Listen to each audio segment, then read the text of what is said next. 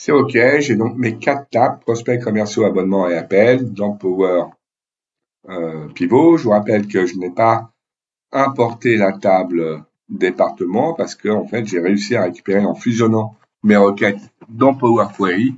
J'ai récupéré donc la région nécessaire.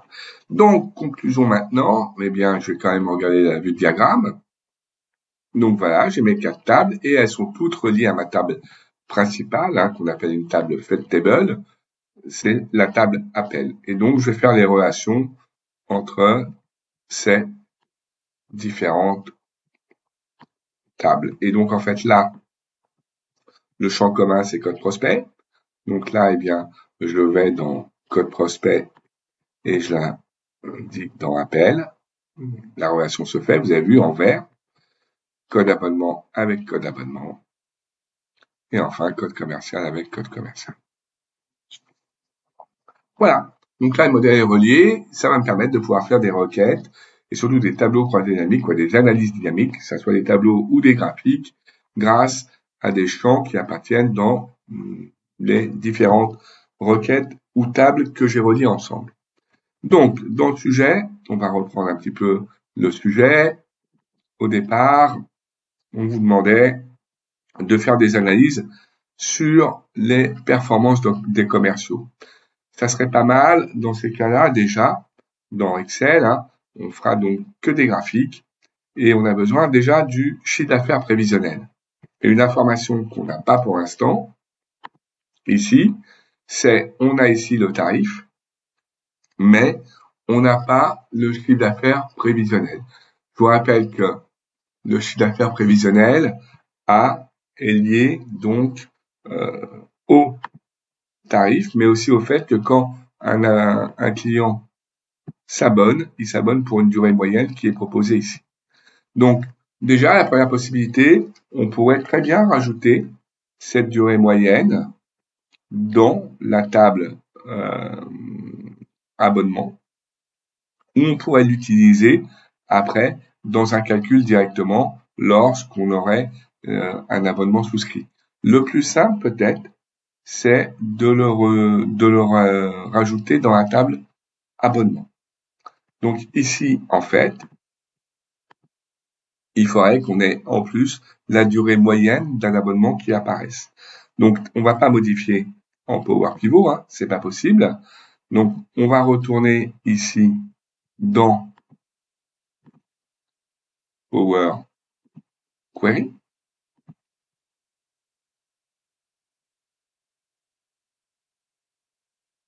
Dans la table abonnement, ici, on va rajouter une requête, une colonne, excusez-moi. On va rajouter une colonne ici. Donc, dans ces cas-là, on va dans ajouter une colonne. Une colonne conditionnelle, bon, une colonne personnalisée, peu importe. On va rajouter une colonne. Dans cette colonne, on va rajouter, donc on va l'appeler durée moyenne de l'abonnement.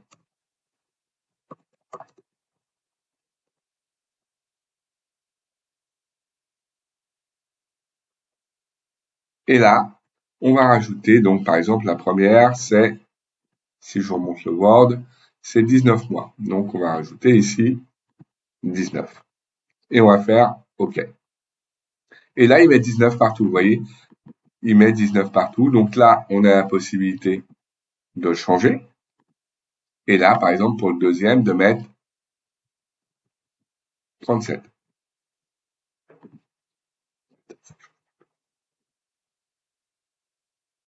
Donc, le plus simple, c'est de rester dans Power Pivot et d'ajouter soit la durée moyenne d'abonnement, soit directement le tarif.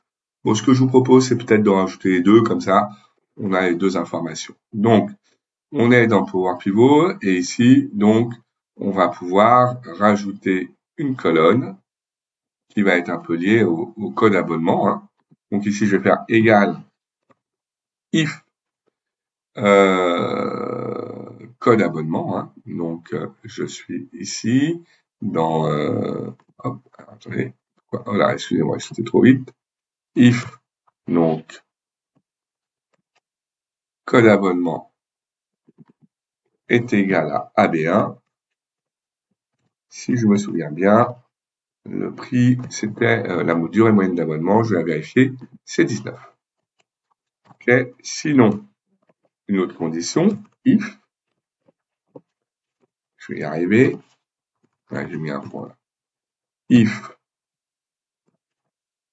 voilà, j'arrive, if le code abonnement, dans ce cas-là, est égal à AB2, eh bien, le tarif est la durée moyenne est de 37 mois. Sinon, alors on peut mettre if AB3, mais par défaut, sinon, ça sera 27 mois. Voilà. Et je ferme, et je valide, et voilà. Donc là, c'est ma durée moyenne. Donc, conclusion, bah maintenant que j'ai la durée moyenne, je peux aussi directement faire égal ici, tarif fois durée moyenne. Voilà. Et là, je vais avoir donc le chiffre d'affaires prévisionnel d'un abonnement.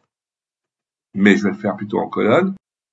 Ça ne suffit pas de l'avoir ajouté dans l'abonnement. Il faut y faire le lien pour trouver le chiffre d'affaires des commerciaux avec la table appel, parce que c'est dans la table appel où se situent les abonnements qui ont été réalisés. Donc là, il suffit juste dans cette fonction, dans cette colonne, de rajouter une petite fonction related qui va chercher le chiffre d'affaires prévisionnel d'un abonnement dans la table d'abonnement. Et en fait, ça s'arrête à ça, puisque dans tous les cas, là, vous voyez, quand il n'y en a pas, quand c'est faux ou quand il n'y a pas d'abonnement, ben il n'a rien. Voilà. Et sinon, il le met. Alors celle-là, on peut l'appeler maintenant chiffre d'affaires prévisionnel des commerciaux.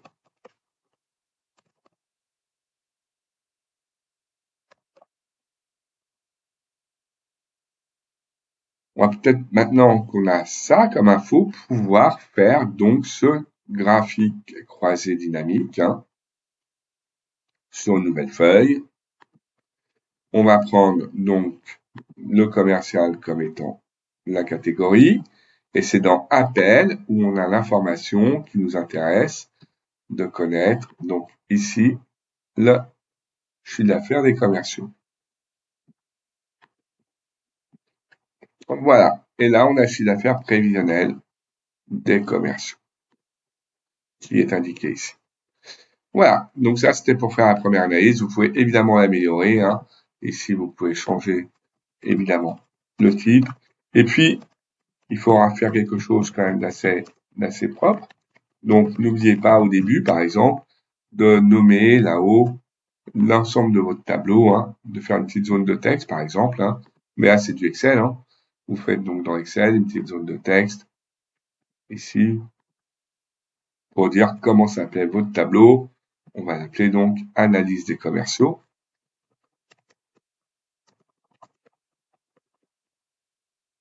Est-ce qu'il l'a pris, ou de la performance commerciale, ou analyse des commerciaux. Un peu mieux que moi.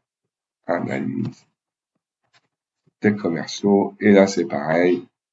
Vous l'envoyez, vous le faites correctement. Au niveau de la mise en page, là, vous êtes dessus, vous le mettez au milieu, centré, en gros, et voilà. Avec une couleur si vous voulez, peu importe. Mais voilà, l'essentiel, c'est d'essayer de faire quelque chose d'assez visuellement. Alors n'oubliez pas, puisque toute la feuille va être liée à des analyses concernant les commerciaux, de faire un petit segment. Donc on sélectionne ce graphique qu'on vient de faire, on fait un petit segment, et là, on fait donc par nom commercial. Ce qui va nous permettre, quand on aura plusieurs analyses, de pouvoir les gérer par commerciaux. Voilà. On va en faire une deuxième concernant les commerciaux. On va mettre le nombre d'abonnements souscrits par commerciaux. Donc là, encore une fois, il faut qu'on aille dans la table. Donc, on retourne en Power Pivot. Dans la table ici, appel. Alors, on pourrait faire une mesure ici. Puisqu'en fait, là, on pourrait très bien déterminer donc le nombre d'abonnements ici en comptant les codes abonnements. Voilà. Ou en comptant les résultats qui sont vrais. Donc là, on pourrait très bien ici, aller ici, on n'est pas obligé de faire une colonne, et ici, on pourrait très bien dire, dans la mesure, égale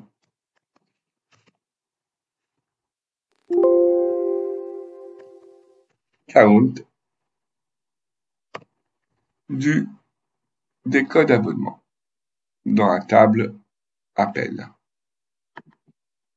Si on fait ça, on aurait le total des abonnements. Et là, le problème, vous voyez, c'est qu'il a mis 1550.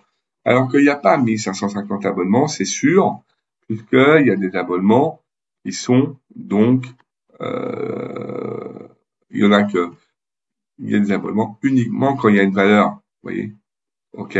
Et là, en fait, il a tenu compte de l'ensemble des valeurs, même, en fait, il a compté le nombre de lignes, et même quand il voyait pas d'abonnement, il a quand même compté, donc, la ligne.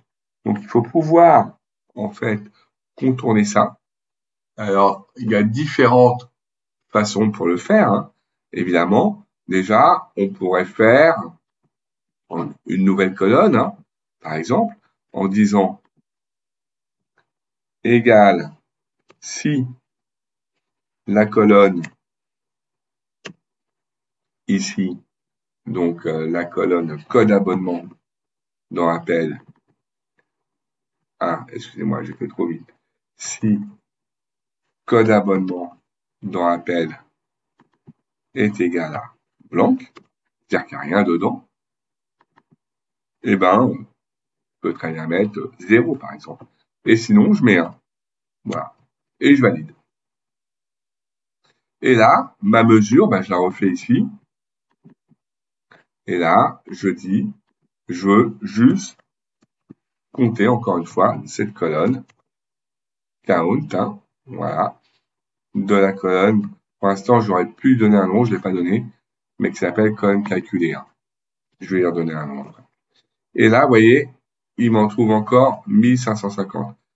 C'est parce que, en fait, c'était pas là, il fallait pas que je compte, parce que sinon il compte encore une fois, je vais faire un somme.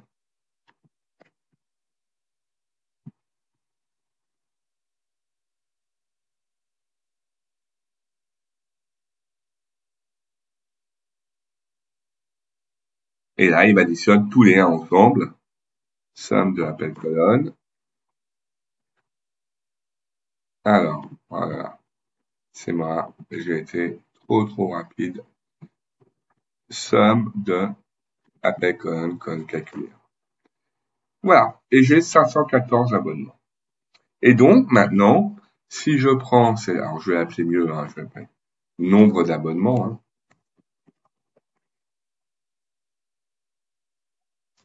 Nombre d'abonnements souscrits.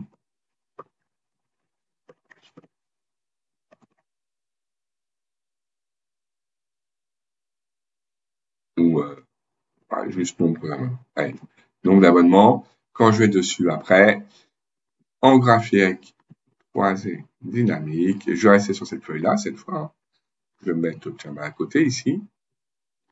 Et là, je vais donc lui mettre encore une fois les commerciaux. Et je vais mettre ici dans appel la colonne que j'ai notée ici qui s'appelle non la mesure 2, hein, parce que c'est la mesure 2 qu'elle s'appelle.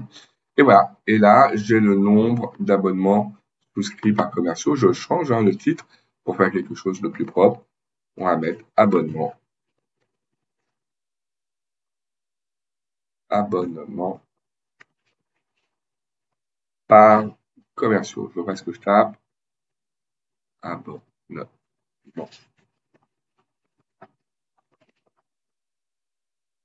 Par commerciaux.